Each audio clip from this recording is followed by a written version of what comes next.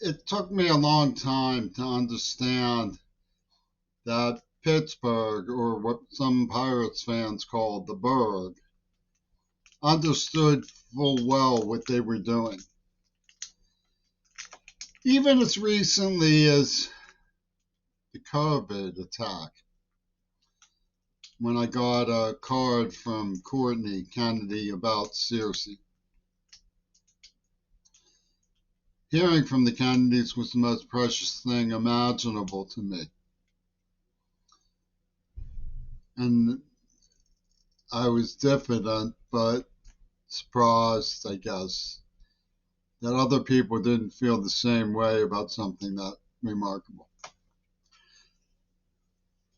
And so, although in the past I would have put it down to them just not wanting to find me remarkable, this time I began to understand that they really don't think that it's remarkable.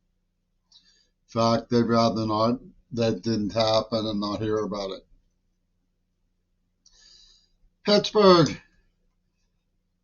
I would interpret from what they said what the unspoken premises were on the assumption that they hadn't thought things through.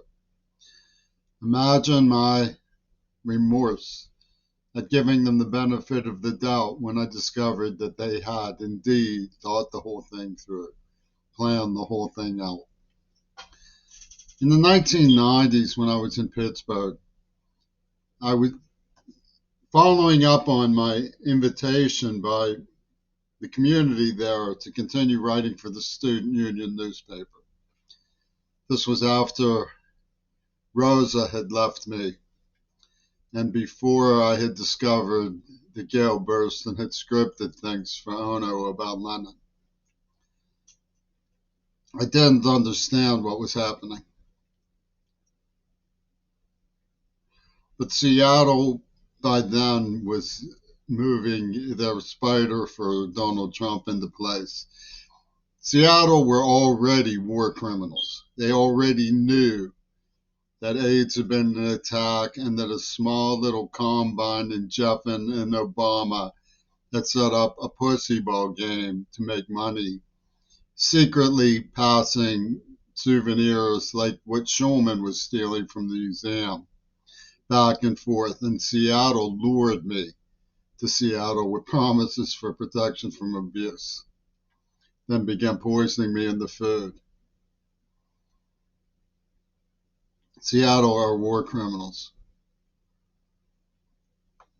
But one of the things that they used to lure me here was Ichiro Suzuki's baseball performance.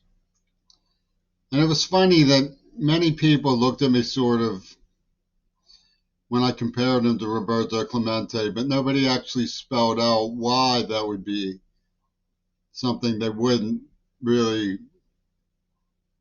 want to have thought through, because they had thought it through.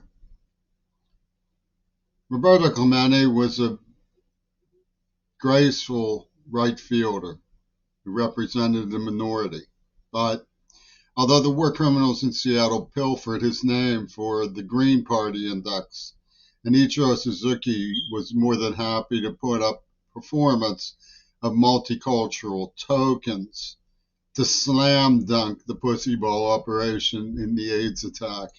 More than happy to make available the Japanese films that I put onto the web from after extracting the secrets of the semiotic of Hitler Reagan from them.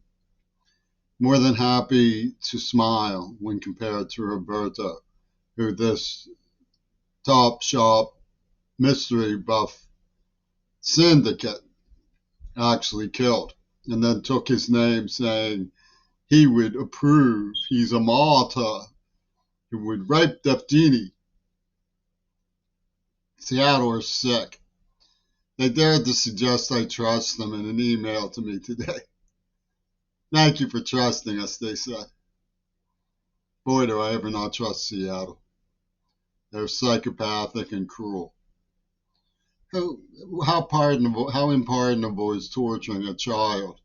Helping the Japanese wreak havoc and get revenge and castrating them over a virgin who they say had her feathers ruffled. And they say that because Robert Fripp dropped his pick one day when scratching his noodle. He dropped his pick. And this signified death by Parkinson's or worse. This is the imaginary game that he plays with Jimmy Carter and the power structure of the United States. Oliver North getting even on the hostile entity. Jimmy Carter. They dragged me through glass and called me a traitor when I cried. Seattle are top war criminals on my list. They are sickening, disturbing, violent ripper hatters. They invade your home to exchange dialecticals with the police department about the racism of your bacon and eggs. After setting up a bizarre concept of racial exchange from the pornography system, which they lewdly integrated with Richard Starkey's contacts in cinema into telltale clips about John Lennon's Houdini. And it's all perfectly clear and surreal. They came to Pittsburgh to murder my father and make good on this script by which they tortured me for a whole lot of bacon and eggs that they got from robbing the museum with John Schulman. All of this is plain as day. It's been in the Smithsonian Magazine. They say I trust them.